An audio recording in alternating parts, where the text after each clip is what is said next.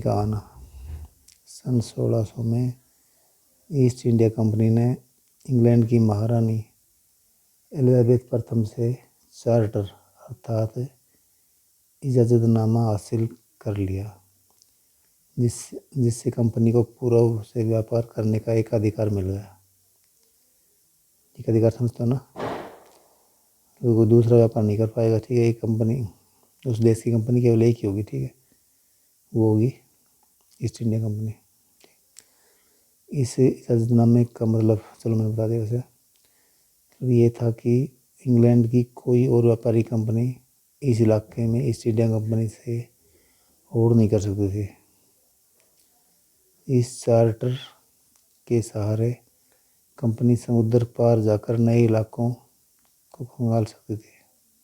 ठीक है, वहाँ से सस्ती कीमत पर चीज़ें खरीदकर उन्हें यूरोप में ऊंची कीमत पर बेच सकती थी। कंपनी को दूसरी अंग्रेज व्यापारी कंपनियों से प्रतिस्पर्धा का कोई भय नहीं था। ठीक, प्रतिस्पर्धा नहीं कर सकती थी दूसरी कंपनियाँ। उस जमाने में वाणिज्यिक कंपनियाँ मोटे तौर पर प्रतिस्पर्धा से बचकर ही मुनाफा कमा सकती थी। अगर कोई प्रतिस्पर्धी न हो तभी वे सस्ती चीज़ें खरीदकर उन्हें ज़्यादा कीमत पर बेच सकते थे। ठीक है,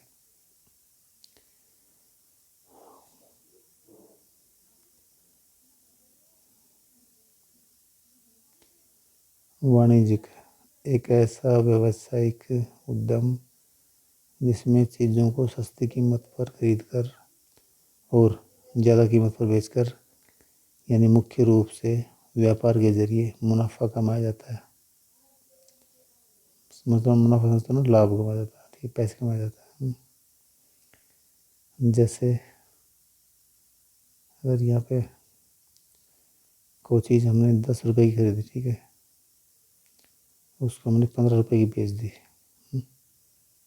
ये खरीदी, ये बेची, तो मुनाफा या लाभ कितना हुआ? मुनाफा कितना हुआ? 5 रुपये। ठीक है, ऐसे मुनाफा आ जाता है। लेकिन यह शाही दस्तावेज दूसरी यूरोपीय ताकतों को पूर्व के बाजारों में आने से नहीं रोक सकता था। जब तक इंग्लैंड के जहाज अफ्रीका के पश्चिम तट को छूते हुए केप ऑफ गुड होप का चक्कर लगाकर हिंद महासागर पार करते, तब तक पुर्तगालियों ने भारत के पश्चिमी तट पर अपनी उपस्थिति दर्ज करा दी थी। वे गोवा को अपना ठिकाना बना चुके थे। पुर्तगाल के खोजी यात्री वास्को डी गामा ने ही 1498 में पहली बार भारत तक पहुंचने के समुद्री मार्ग का पता लगाया था। 17वीं शताब्दी की शुरुआत तक डच भी हिंद महासागर में व्यापार की संभावनाएं तलाशने लगे थे। कुछ ही समय बाद फ्रांसीसी व्यापारी भी सामने आ गए। समस्या यह थी कि सारी कंपनियां एक जैसी चीज़ें ही खरीदना चाहती थी। यूरोप के बाज़ारों में भारत के बने बारीक सूती कपड़े और रेशम की ज़बरदस्त मांग थी। इसके अलावा काली मिर्च, लौंग, इलायची और दालचीनी की भी ज़बरदस्त मांग रहती थी। यूरोपीय कंपनियों के बीच इस बढ़ती प्रतिस्पर्धा से भारतीय बाज़ारों में इन चीज़ों की कीमतें बढ़ने लगी और उनसे मिलने वाला मुनाफा गिरने लगा।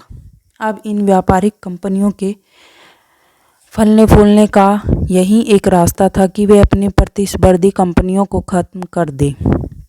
लिहाजा बाज़ारों पर कब्जे की इस होड़ ने व्यापारिक कंपनियों के बीच लड़ाइयों की शुरुआत कर दी। 17वीं और 18वीं सदी में जब भी मौका मिलता, कोई सी एक कंपनी किसी दूसरी कंपनी के जहाज डुबो देती, रास्ते में रुकावटें खड़ी कर देती और माल से लदे जहाज़ों को आगे बढ़ने से रोक देती। यह व्यापार हथियारों की मदद से चल रहा था और व्यापारिक चौकियों को किलेबंदी के जरिए सुरक्षित रखा जाता था।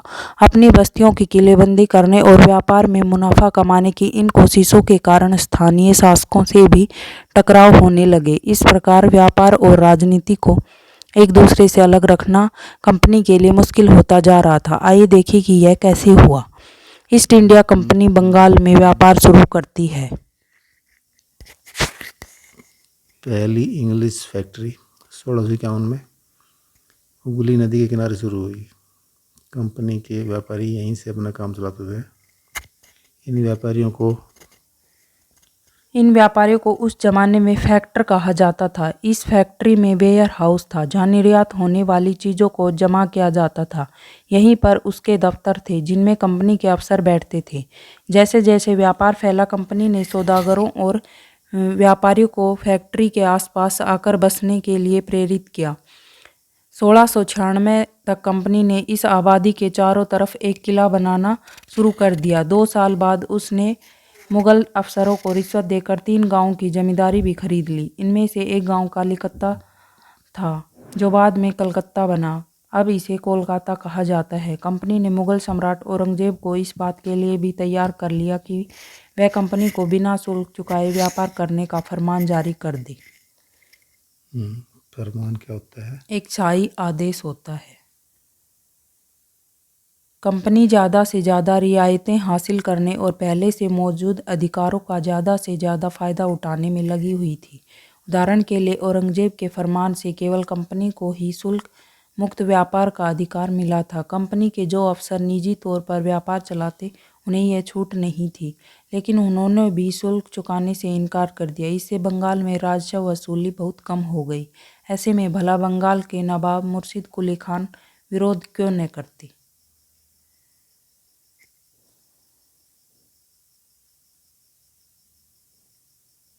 चित्र नंबर 3। मद्रास के जहाज़ों से सामान लाती स्थानीय नौकाएं। विलियम सिम्पसन द्वारा बनाए गए चित्र 1867।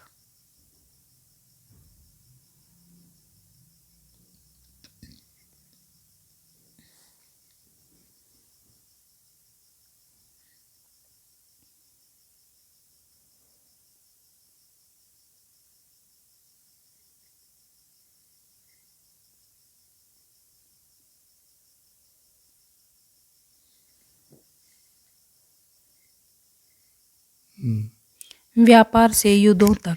18वीं सदी की शुरुआत में कंपनी और बंगाल के नवाबों का टकराव काफ़ी बढ़ गया था। औरंगजेब की मृत्यु के बाद बंगाल के नवाब अपनी ताकत दिखाने लगे थे। उस समय दूसरी क्षेत्रीय ताकतों की स्थिति भी ऐसी ही थी। मुर्शिद कुली खां के बाद अलीवर्दी खां और उसके बाद सिराजुद्दौला बंगाल के नवाब बने। ये सभी शक्तिशाली शासक थे।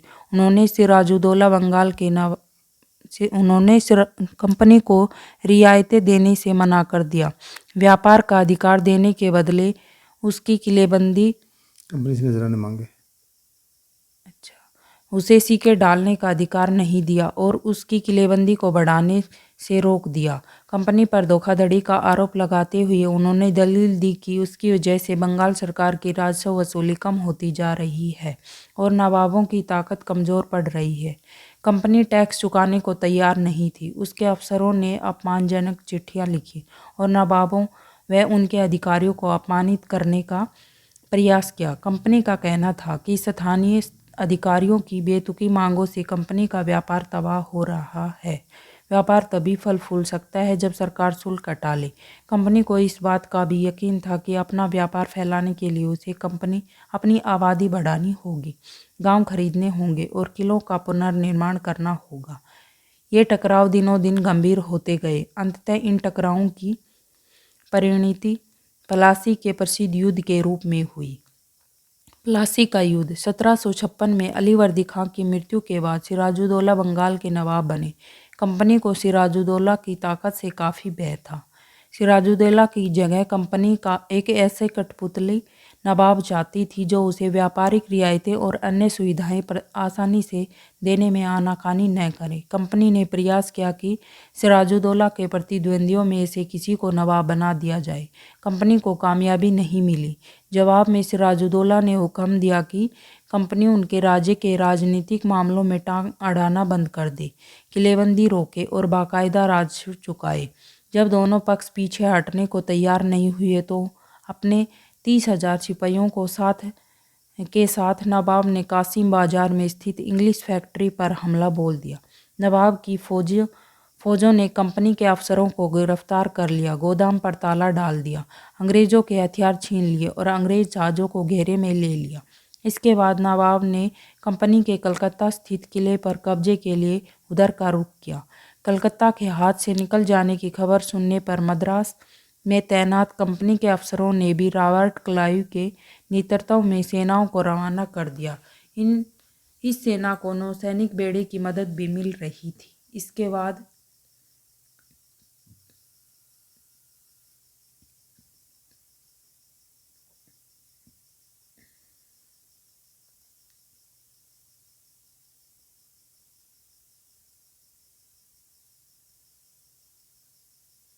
नवाब के साथ लंबे समय तक सौदेबाजी चली। आखिरकार 1757 में रॉबर्ट क्लाइव ने प्लासी के मैदान में सिराजुद्दौला के खिलाफ कंपनी की सेना का नेतृत्व किया। नवाब सिराजुद्दौला की हार का एक बड़ा कारण उसके सेनापतियों में से एक सेनापति मीर जाफ़र की कारगुजारियां भी थीं।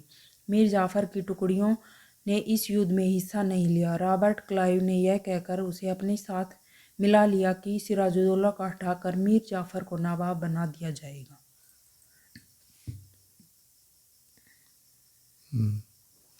संपन्नता का शासन। इंग्लैंड के लोग ईस्ट इंडिया कंपनी की शासकीय महत्वाकांक्षाओं को संदेह और अविश्वास को देखते थे। प्लासी की लड़ाई के बाद रॉबर्ट क्लाइव ने अंग्रेज सम्राट के एक मुख्य विदेश मंत्री विलियम पिट को 7 जनवरी 1759 में कलकत्ते से यह चिट्ठी भेजी थी। लेकिन इतनी विशाल सत्ता एक वाणिज्यिक कंपनी के लिए बहुत बड़ी बात होगी। मैं खुद यह सोचकर अभिभूत हूँ कि इन समृद्ध रियासतों पर पूरा कब्जा हासिल करने में कोई परेशानी नहीं आएगी। अब मैं यह फैसला आप पर छोड़ देता हूँ कि क्या सालाना 20 लाख स्टर्लिंग की आमदनी और 3 प्रांतों का कब्जा कोई ऐसी चीज़ है जिस पर इतना शोर मचाना उचित हो।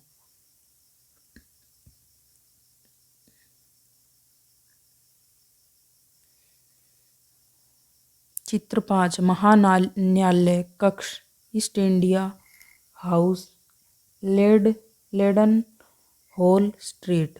ईस्ट इंडिया कंपनी के कोर्ट ऑफ प्रोप्राइटर्स की लंदन स्थित लेडन हॉल स्ट्रीट पर बने ईस्ट इंडिया हाउस में बैठकें होती थी। यह ऐसी ही एक सभा का चित्र है।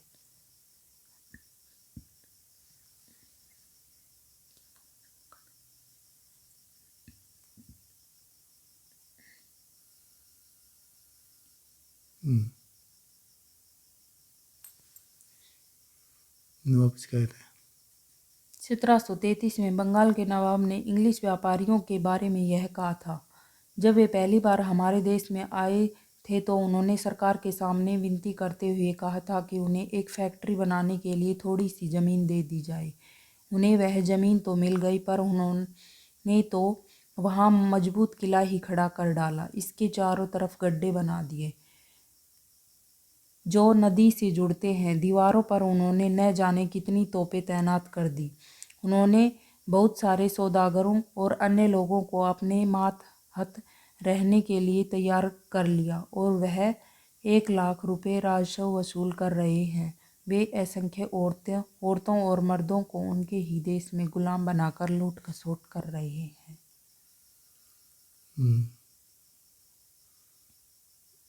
चलो,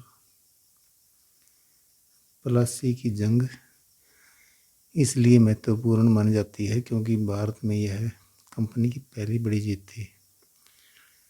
प्लासी की जंग के बाद सिराजुद्दौला को मार दिया गया और मीर जाफ़र नवाब बना। कंपनी अभी भी शासन की जिम्मेदारी संभालने को तैयार नहीं थी। उसका मूल उद्देश्य तो व्यापार को फैलाना था। अगर यह काम स्थानीय शासकों की मदद के बिना लड़ाई किया जा सकता था तो किसी राज्य को सीधे अपने कब्जे में लेने की क्या ज़रूरत थी। जल्दी ही कंपनी को एहसास होने लगा कि यह रास्ता भी आसान नहीं था। कठपुतली नवाब भी हमेशा कंपनी के इशारों पर नहीं नाचते थे, चलते थे। आखिरकार उन्हें भी तो अपनी प्रजा की नज़र में सम्मान और संपूर्णता का दिखावा करना पड़ता था। तो फिर कंपनी क्या करती। अब मीर जाफ़र ने कंपनी का विरोध किया। जब तो कंपनी ने उसे हटाकर मीर कासिम को नवाब बना दिया। जब मीर कासिम परेशान करने लगा तो बक्सर की लड़ाई 1767 में उसको भी हराना पड़ा। उसे बंगाल से बाहर कर दिया गया और मीर जाफ़र को दोबारा नवाब बनाया गया। अब नवाब को हर महीने 5 लाख रुपए कंपनी को चुकाने थे। कंपनी अपने सैन्य खर्चों से निपटने, व्यापारिक ज़रूरतों और अन्य खर्चों को पूरा करने के लिए और पैसे चाहती थी। कंपनी और ज़्यादा इलाके तथा और ज़्यादा कमाई चाहती थी। 1765 में जब मीर जाफ़र की मृत्यु हुई तब तक कंपनी के इरादे बदल चुके थे। कठपुतली नवाबों के साथ अपने खराब अनुभवों को देखते हुए क्लाइव ने ऐलान किया कि अब हमें खुद ही नवाब बनना पड़ेगा। आखिरकार 1765 में मुगल सम्राट ने कंपनी को ही बंगाल प्रांत का दीवान नियुक्त कर दिया। दीवानी मिलने के कारण कंपनी को बंगाल के विशाल राजस्व संसाधनों पर नियंत्रण मिल गया था। इस तरह कंपनी की एक पुरानी समस्या हल हो गई थी। 18वीं सदी की शुरुआत से ही भारत के साथ उसका व्यापार बढ़ता जा रहा था, लेकिन उसे भारत में ज़्यादातर चीज़ें ब्रिटेन से लाए गए सोने और चांदी के बदले में खरीदनी पड़ती थी। इसकी वजह यह थी कि उस समय ब्रिटेन के पास भारत में बेचने के लिए कोई चीज़ नहीं थी। प्लासी की जंग के बाद ब्रिटेन से सोने की निकासी कम होने लगी और बंगाल की दीवानी मिलने के बाद तो ब्रिटेन से सोना लाने की ज़रूरत ही नहीं रही। अब भारत से होने वाली आमदनी के सारे ही कंपनी अपने खर्चे चला सकती थी। इस कमाई से कंपनी भारत में सूती और रेशमी कपड़ा खरीद सकती थी, अपनी फौजों को संभाल सकती थी और कलकत्ते में किलों और दफ्तरों के निर्माण की लागत उठा सकती थी। कंपनी के अफसर नवाब बन बैठे। नवाब बनने का क्या मतलब था? इसका एक मतलब तो यही था कि कंपनी के पास अब सत्ता और ताकत थी, लेकिन इसके कुछ और फायदे भी थे। कंपनी का हर कर्मचारी नवाबों की तरह जीने के ख्वाब देखने लगा था।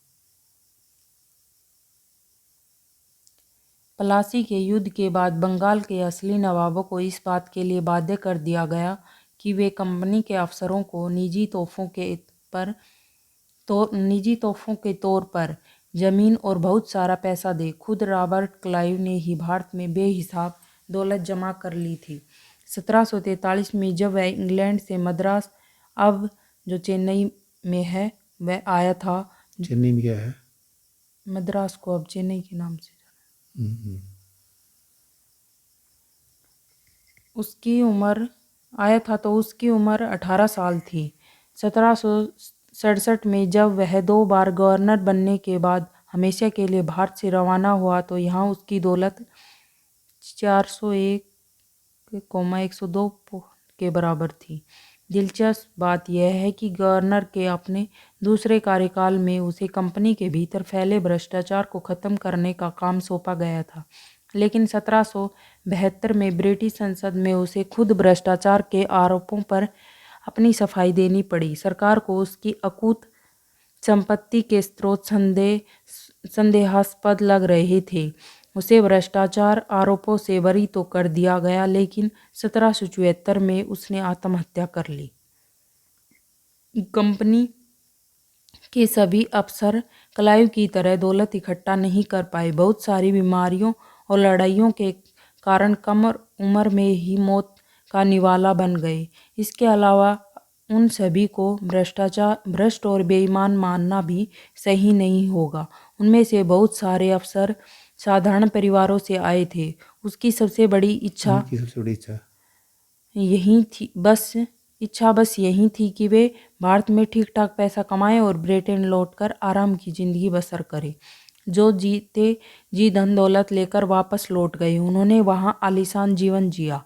उन्हें वहाँ के लोग नवाब कहते थे। यह भारतीय शब्द नवाब का ही अंग्रेजी संस्करण बन गया था। उन्हें लोग अक्सर नए अमीरों और सामाजिक हैसियत में रातों रात ऊपर आने वाले लोगों के रूप में देखते थे।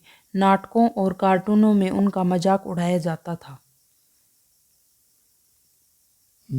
क्लाइव खुद को कैसे देखता था? संसद की एक समिति के सामने सुनवाई के दौरान क्लाइव ने कहा था कि प्लासी की लड़ाई के बाद उसने जबरदस्त संयम का परिचय दिया। आइए देखें उसने क्या कहा। उस स्थिति की कल्पना कीजिए जब प्लासी की जीत ने मुझे ला खड़ा कर दिया। एक ताकतवर राजा मेरे इशारों पर चल रहा था। एक संपन्न शहर मेरी दया पर था। उसके सबसे दौलतमंद महाजन मेरी एक एक मुस्कुराहट के लिए एक दूसरे की गिरेबान खींच रहे थे। मैं ऐसे खजानों के बीच से गुजर रहा था जो सिर्फ मेरे लिए खुले हुए थे। एक तरफ सोना और दूसरी तरफ जवाहरात थे।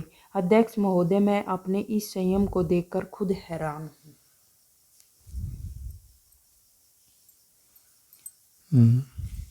गतिविधि: कल्पना कीजिए कि आप किसी कंपनी के एक युवा अफसर हैं और कुछ महीने के लिए भारत आए हैं। अब इंग्लैंड में रहने वाली अपनी माँ के नाम एक चिट्ठी लिखकर उन्हें अपनी ऐशो आराम भरी जिंदगी के बारे में बताएं और उसकी तुलना ब्रिटेन में अपने पुराने जीवन से करें।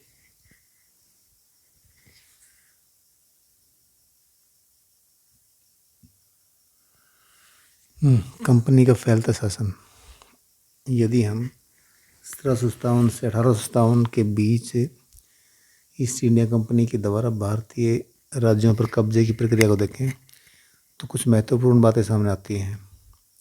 किसी अनजान इलाके में कंपनी ने सीधे सैनिक हमला प्राय नहीं किया। उसने किसी भी भारतीय रियासत का अधिकरण करने से पहले विभिन्न राजनीतिक, आर्थिक और कूटनीतिक साधनों का इस्तेमाल किया।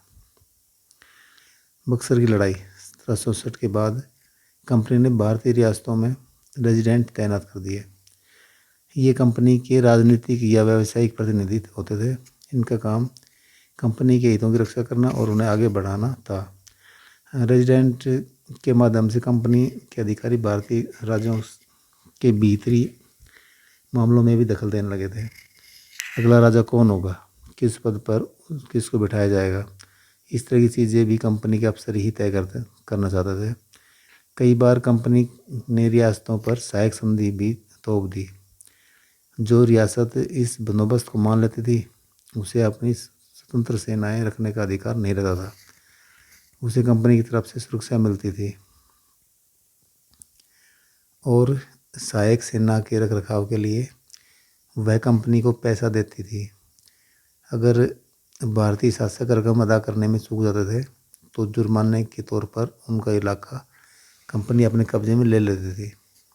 उदाहरण के लिए, जब रिचर्ड वेल्चली गवर्नर जनरल 1798 से 1805 था, उस समय अवध के नवाब को 1801 में अपना आधा इलाका कंपनी को सौंपने के लिए मजबूर किया गया, क्योंकि नवाब सहायक सेना के लिए पैसा अदा करने में चूक गए थे। इसी आधार पर हैदराबाद के भी कई इलाके छीन लिए गए। सर्वोच्च रेजिडेंट की ताकत क्या होती थी? कंपनी द्वारा नियुक्त किए गए रेजिडेंट्स के बारे में स्कॉटलैंड के प्रसिद्ध अर्थशास्त्री और राजनीतिक दार्शनिक जेम्स मिल ने यह कहा था, दरअसल रेजिडेंट रियासत का राजा होता है। हम उसे हस्तक्षेप की मनचाही निषेधाज्ञा के तहत काम करने की छूट देते हैं। जब तक स्थानीय राजा पूरी तरह अधीनस्थ रहता है और रेजिडेंट यानी ब्रिटिश सरकार के माफिक काम करता है तो चीज़ें आराम से चलती रहती हैं। शासन के कामों में रेजिडेंट की दखलंदाजी के बिना सब कुछ चल जाता है। जब भी कुछ अलग तरह का घटता है जब भी राजा कोई ऐसा रास्ता अपनाता है जिसे ब्रिटिश सरकार गलत मानती है तो टकराव और उथल पुथल पैदा हो जाती है।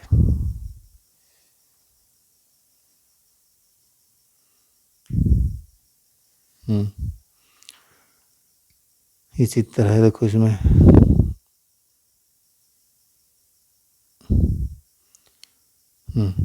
अपने बेटों और ब्रिटिश रेजिडेंट के साथ खड़े नवाब शुजा-उद-दौला, टिल्ली कैटल द्वारा बनाया चित्र तैल 1772।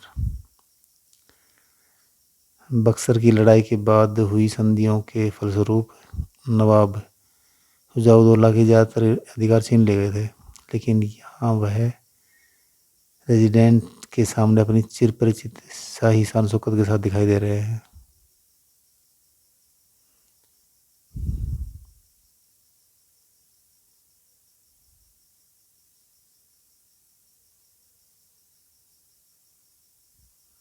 टीपू सुल्तान शेर ए मैसूर।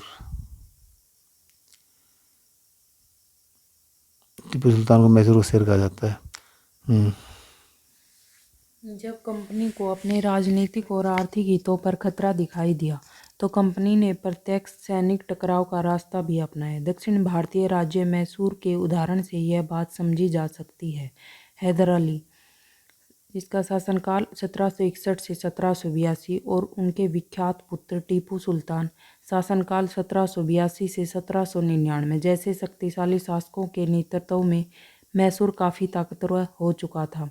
मालाबार तट पर होने वाला व्यापार मैसूर रियासत के नियंत्रण में था, जहां से कंपनी काली मिर्च और इलायची खरीदती थी। 1785 में टीपू सुल्तान ने अपनी रियासत में पड़ने वाले बंदरगाहों से चंदन की लकड़ी, काली मिर्च और इलायची का निर्यात रोक दिया। टीपू ने सुल्तान ने स्थानीय सौदागरों को भी कंपनी के साथ कारोबार करने से रोक दिया। टीपू सुल्तान ने भारत में रहने वाले फ्रांसीसी व्यापारियों से घनिष्ठ संबंध विकसित किए और उनकी मदद से अपनी सेना का आधुनिकीकरण किया।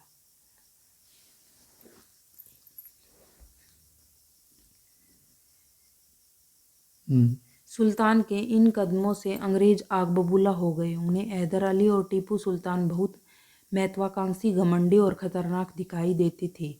अंग्रेजों को लगता था कि ऐसे राजाओं को नियंत्रित करना और कुचलना जरूरी है। फलस्वरूप मैसूर के साथ अंग्रेजों की 4 बार जंग हुई। 1767 से 69, 1780 से 84, 1790 से 92 और 1799 में। रंगपट्टम की आखिरी जंग में कंपनी को सफलता मिली। अपनी राजधानी की रक्षा करते हुए टीपू सुल्तान मारे गए और मैसूर का राजकाज पुराने वोडियार राजवंश के हाथों में सौंप दिया गया। इसके साथ ही मैसूर पर भी सहायक संधि थोप दी गई। चितरनो, टीपू सुल्तान के बेटों को बंधक के रूप में कॉर्नवालिस के सामने पेश किया जा रहा है। डेलियन आर्म द्वारा चित्रित 1793 कंपनी की फौजों को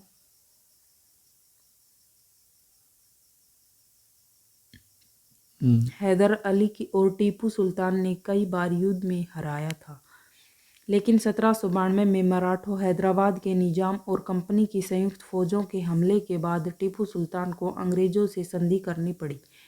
इस संधि के तहत उनके 2 बेटों को अंग्रेजों ने बंधक के रूप में अपने पास रख लिया। ब्रिटिश चित्रकारों को ऐसे दृश्यों की तस्वीर बनाने में मजा आता था जिसमें अंग्रेजों की सत्ता की विजय दिखाई देती थी।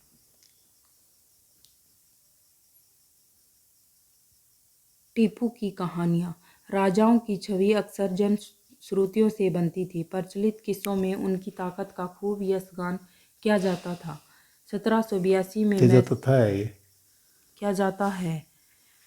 1782 में मैसूर के राजा बने टीपू सुल्तान के बारे में कहा जाता है कि एक बार वे अपने फ्रांसीसी दोस्त के साथ जंगल में शिकार खेलने गए थे। वहाँ एक शेर उनके सामने आ गया। उनकी बंदूक ने मौके पर साथ नहीं दिया और कटार भी जमीन पर गिर गई। फिर भी टीपू ने निहत्थे ही शेर का मुकाबला किया और आखिरकार कटार उठा ली। अंत में उन्होंने शेर को मार गिराया। इसी के बाद से उन्हें शेर ए मैसूर कहा जाने लगा था। उनके राजसी झंडे पर भी शेर की तस्वीर होती थी। टीपू का खिलौना शेर नहीं। यह टीपू के एक विशालकाय मशीन खिलौने की तस्वीर है। इसमें यह नकली शेर एक यूरोपीय सिपाही को दबाए हुए है। जब उसका हैंडल घुमाया जाता है तो नकली शेर दहाड़ता था और सिपाही के भीतर से चीख की आवाज़ें आती थी। अब यह खिलौना शेर लंदन स्थित विक्टोरिया एंड एल्बर्ट म्यूजियम में रखा है। 4 मई 1799 को जब अपनी राजधानी श्रीरंगपट्टम की रक्षा करते हुए टीपू सुल्तान की मृत्यु हो गई तो अंग्रेज इस खिलौने को भी अपने साथ ले गए।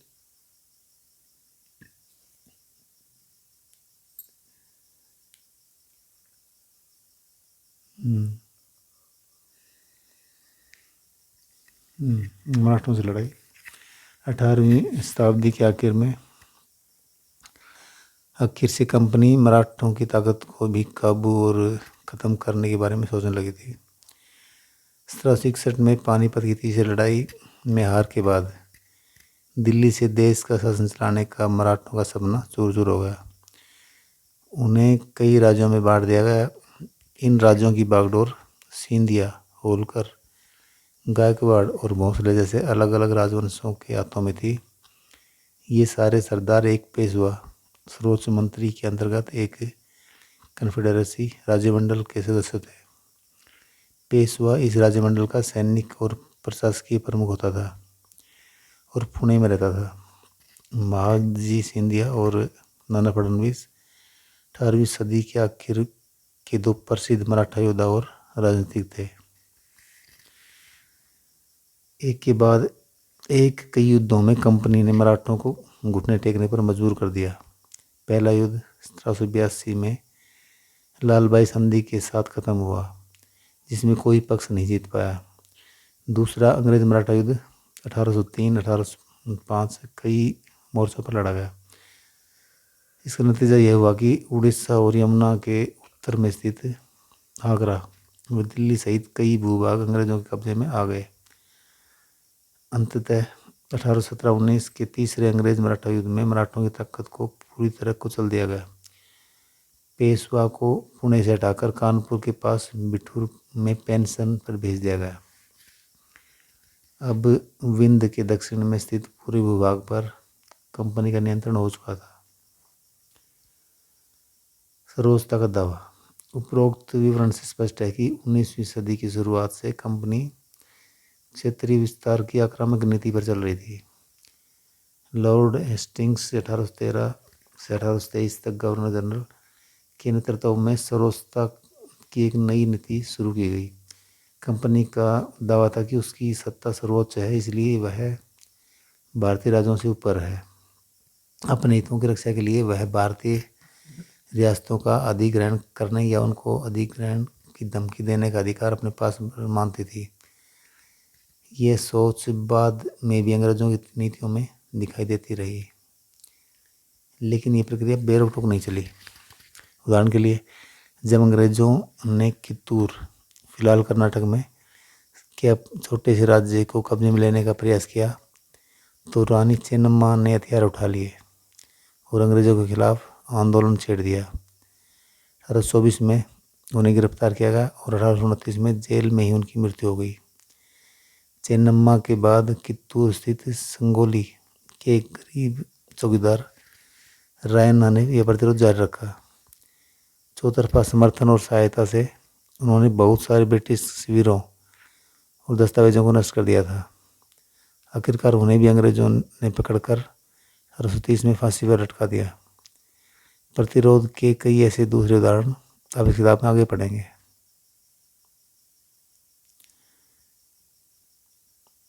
कित्तूर रानी चेन्नम्मा की स्मृति में बनाई गई मूर्ति।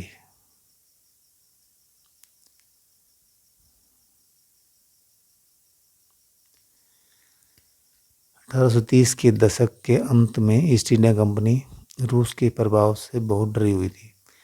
कंपनी को भय था कि कहीं रूस का प्रभाव पूरे एशिया में फैलकर उत्तर पश्चिम से भारत को भी अपनी पेट में न ले। इसी डर के चलते अंग्रेज अब उत्तर पश्चिमी भारत पर भी अपना नियंत्रण स्थापित करना चाहते थे। उन्होंने 1838 से 1842 के बीच अफगानिस्तान के साथ एक लंबी लड़ाई लड़ी और वहां अप्रत्यक्ष कंपनी शासन स्थापित कर दिया। 1843 में सिंध भी कब्जे में आ गया। इसके बाद पंजाब की बारी थी। वहाँ महाराजा रणजीत सिंह ने कंपनी की दाल निकलने दी। 1839 में उनकी मृत्यु के बाद इस रियासत के साथ दो लंबी लड़ाइयाँ हुई और आखिरकार 1849 में अंग्रेजों ने पंजाब का भी अधिग्रहण कर लिया। विलय नीति। अधिग्रहण की आखिरी लहर 1848 से 1856 के बीच गवर्नर जनरल बने लॉर्ड डलहौजी के शासनकाल में चली। लॉर्ड डलहौजी ने एक नई नीति अपनाई जिसे विलय नीति का नाम दिया गया। यह सिद्धांत इस तर्क पर आधारित था कि अगर किसी शासक की मृत्यु हो जाती है और उसका कोई पुरुष वारिस नहीं है तो उसकी रियासत हड़प कर ली जाएगी, यानी कंपनी की भूभा कैसा बन जाएगी। इस सिद्धांत के आधार पर एक के बाद कई रियासतें 1848, संबलपुर 1850, उदयपुर 1852, नागपुर 1853 और झांसी 1854 अंग्रेजों के हाथ में चली गई। आखिरकार 1856 में कंपनी ने अवध को भी अपने नियंत्रण में ले लिया। इस बार अंग्रेजों ने एक नया तर्क दिया। उन्होंने कहा कि वे अवध की जनता को नवाब के कुशासन से आज़ाद कराने के लिए कर्तव्य से बंधे हुए हैं, इसलिए वे अवध पर कब्जा करने को मजबूर हैं। अपने प्रिय नवाब को जिस तरह गद्दी से बैठाया गया, उसे देखकर लोगों में गुस्सा भड़क उठा और अवध के लोग भी 1857 के महान विद्रोह में शामिल हो गए। कल्पना कीजिए कि आप नवाब के भतीजे हैं। आपको बचपन से ही ये एहसास करवाया गया है कि एक दिन आप राजगद्दी संभालेंगे। अब आपको पता चलता है कि विलय नीति के कारण अंग्रेज आपको राजा नहीं बनने देंगे। आपको कैसा लगेगा?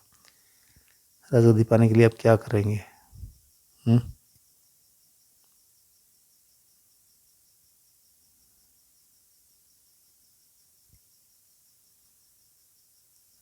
देखो, उसमें भारत 17 स्थान में भी ये चित्र था उसका। इसमें ब्रिटिश शासन के दिन केवल ये चित्र था, ठीक है, ये पीले वाला। यहाँ एक कलकत्ता बनारस के आसपास का, उसके बाद हैदराबाद से साइड के, उसके बाद मद्रास और ये थोड़ा थोड़ा हिस्सा था, ठीक है। अब ये है 1840 का होगा, ठीक है। जो कितना अंग्रेजों कितना फैला लिया अपना राज्य।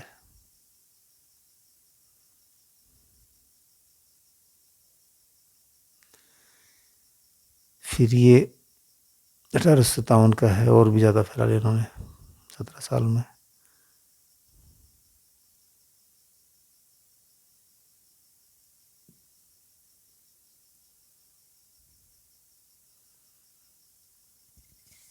नई शासन की स्थापना। गवर्नर जनरल वारेन हेस्टिंग्स 1773 से 1785 उन बहुत सारे महत्वपूर्ण व्यक्तियों में से था जिन्होंने कंपनी की ताकत फैलाने में अहम भूमिका अदा की थी। वारेन हेस्टिंग्स के समय तक आते आते कंपनी न केवल बंगाल बल्कि मुंबई और मद्रास में भी सत्ता हासिल कर चुकी थी।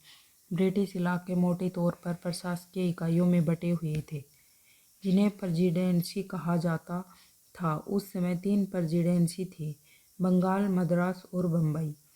हर एक का शासन गवर्नर के पास होता था। सबसे ऊपर गवर्नर जनरल होता था। वारेन हेस्टिंग्स ने कई प्रशासकीय सुधार किए। न्याय के क्षेत्र में उसके सुधार खास तौर से उल्लेखनीय थे। 1772 से एक न्याय व्यवस्था स्थापित की गई। इस व्यवस्था में प्रावधान किया गया कि हर जिले में 2 अदालतें होंगी, फौजदारी अदालत और दीवानी अदालत। दीवानी अदालतों के मुखिया यूरोपीय जिला कलेक्टर होते थे। मौलवी और हिंदू पंडित उनके लिए भारतीय कानूनों की व्याख्या करते थे। फौजदारी अदालतें अभी भी काजी और मुफ्ती के ही अंतर्गत थी, लेकिन वे भी कलेक्टर की निगरानी में काम करते थे। काजी एक न्यायाधीश को कहते थे। मुफ्ती मुस्लिम समुदाय का एक न्यायाधीश जो कानूनों की व्याख्या करता है। काजी इसी व्याख्या के आधार पर फैसले सुनाता है। महाभियोग। जब इंग्लैंड के हाउस ऑफ कॉमन्स में किसी व्यक्ति के खिलाफ दुराचरण का आरोप लगाया जाता तो हाउस ऑफ लॉर्ड्स, संसद का ऊपरी सदन, में उस व्यक्ति के खिलाफ मुकदमा चलता है। इसे महाभियोग कहा जाता है।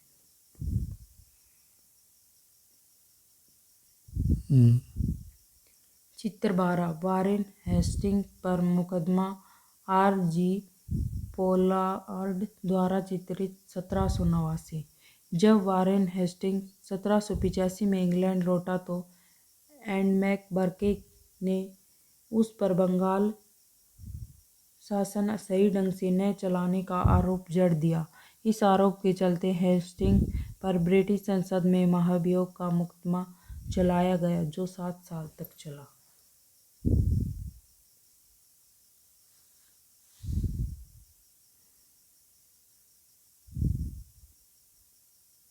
मैं सबके शत्रु और उत्पीड़क पर महाभियोग चला रहा हूँ। वॉरेन हेस्टिंग्स के महाभियोग की कार्रवाई के दौरान एडमंड बर्क ने एक उत्तेजनापूर्ण भाषण दिया जिसका एक हिस्सा इस प्रकार था। मैं उनके हेस्टिंग्स के ऊपर भारत के लोगों की ओर से महाभियोग चला रहा हूँ जिनके अधिकारों को उनके पैरों तले रौंद दिया और जिनके देश को उन्होंने रेगिस्तान बना दिया है। अंत में मानव स्वभाव के नाम पर, स्त्री पुरुष के नाम पर, हर उम्र के नाम पर, हर ओहदे के नाम पर मैं सबके साझा शत्रु और सबके उत्पीड़क पर महाभियोग चला रहा हूँ।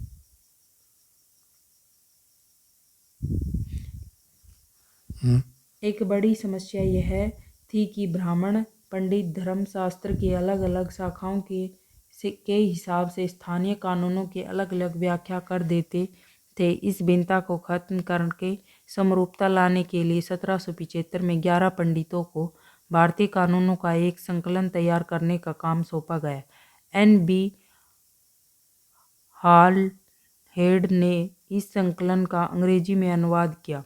1778 तक यूरोपीय न्यायाधीशों के लिए मुस्लिम कानूनों की भी एक संहिता तैयार कर ली गई थी। 1773 के रेगुलेटिंग एक्ट के तहत एक नए सर्वोच्च न्यायालय की स्थापना की गई। इसके अलावा कलकत्ता में अपीलीय अदालत, सदर निजामत अदालत की भी स्थापना की गई। भारतीय जिले में कलेक्टर सबसे बड़ा ओहदा होता था। जैसा कि नाम से ही पता चलता है, उसका मुख्य काम लगान और कर इकट्ठा करना तथा न्यायाधीशों, पुलिस अधिकारियों व दरोगा की सहायता से जिले में कानून व्यवस्था बनाए रखना होता था। उसका कार्यालय कलेक्ट्रेट सत्ता और संरक्षण का नया केंद्र बन गया था जिसने पुराने सत्ता केंद्रों को हाशिए पर ढकेल दिया।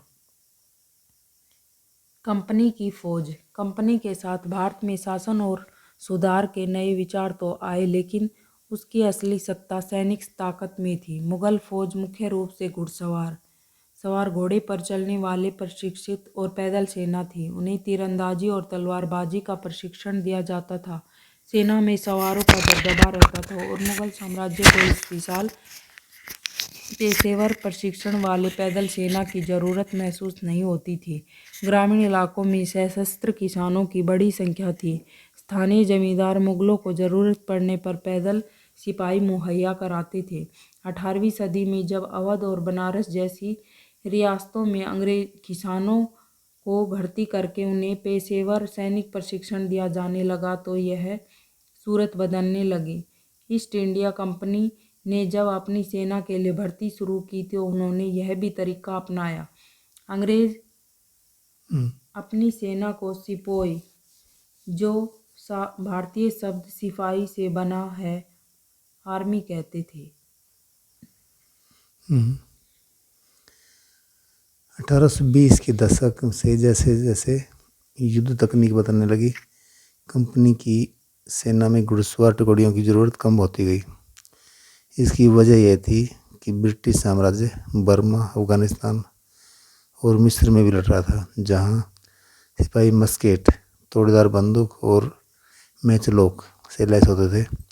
कंपनी की सेना के सिपाहियों को बदलती सैनिक आवश्यकताओं का ध्यान रखना पड़ता था और अब उनकी पैदल टुकड़ी ज़्यादा महत्वपूर्ण होती जा रही थी।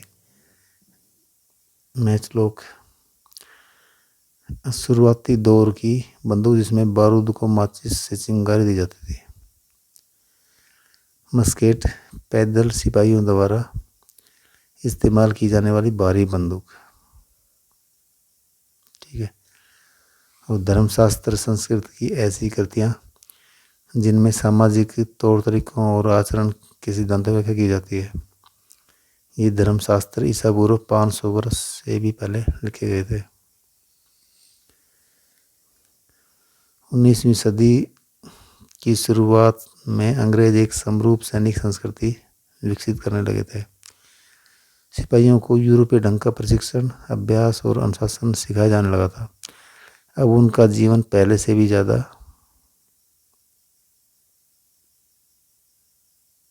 नियंत्रित था। इस कोशिश में कभी कभी समस्याएं भी आ जाती थी, क्योंकि पेशेवर सिपाहियों को की सेना खड़ा करने के चक्कर में अंग्रेज कई बार जाति और समुदाय की भावनाओं को नज़रअंदाज कर देते थे। भला लोग अपनी जातीय और धार्मिक भावनाओं को इतनी आसानी से कैसे छोड़ सकते थे? क्या वे खुद को अपने समुदाय का सदस्य मानने के बजाय सिर्फ सिपाही मान सकते थे? सिपाही क्या महसूस करते थे? अपने जीवन और अपनी पहचान, यानी वे कौन हैं, इस बात के एहसास में जो बदलाव आ रहे थे, उनको सिपाहियों ने किस तरह देखा? 1857 का विद्रोह हमें सिपाहियों की इस दुनिया की जरूरत दिखाता है। इस विद्रोह के बारे में आप अध्याय 5 में पढ़ेंगे। निष्कर्ष: ईस्ट इंडिया कंपनी एक व्यापारी कंपनी से बढ़ते बढ़ते एक भौगोलिक औपनिवेशिक शक्ति बन गई। 19वीं सदी की शुरुआत में नई भाप तकनीक के आने से ये प्रक्रिया और तेज हुई। तब तक समुद्र मार्ग से भारत पहुंचने में 4 माह का समय लग जाता था। भाप से चलने वाले जहाज़ों ने ये यात्रा 3 हफ्तों में समेट दी। इसके बाद तो ज़्यादा अंग्रेज और उनके परिवार भारत जैसे दूर देश में आने लगे। 1857 तक भारतीय महाद्वीप के 63% भूभाग और 78% आबादी पर कंपनी का सीधा नियंत्रण स्थापित हो चुका था, शासन स्थापित हो चुका।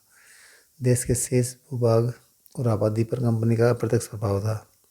इस प्रकार व्यवहारिक स्तर पर ईस्ट इंडिया कंपनी पूरे भारत को अपने नियंत्रण में ले चुकी थी। ठीक है।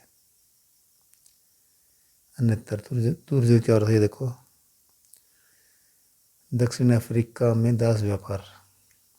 डच व्यापारी 17वीं सदी में दक्षिण अफ्रीका पहुंचे। जल्द ही दास व्यापार शुरू हो गया।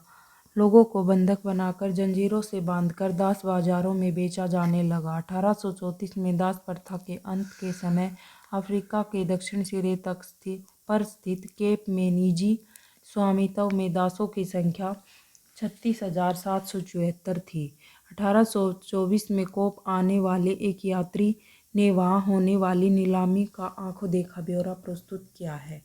यह मालूम होने पर कि पशुओं कृषि उत्पादों की नीलामी होने वाली है, हमने अपनी गाड़ी नए बैल खरीदने के लिए रोक ली। नीलामी के माल की में एक स्त्री दास और उसके 3 बच्चे थे। किसानों ने पशुओं के समान ही उन्हें परखा। उन्हें अलग अलग खरीदारों को बेच दिया गया। माँ ने चिंता, वेदना और आंसू भरी आंखों से बच्चों की तरफ देखा। दुखी बच्चे व्याकुल माँ बाप से चिपक गए। यह दृश्य दिल को पिघलने वाला था। इसके विपरीत मौजूद दर्शकों के चेहरे हंसते हुए एवं असंवेदनशील थे। नाइजल वॉर्डन द्वारा लिखित the chains that bind us, a history of slavery at the Cape, 1996। ठीक।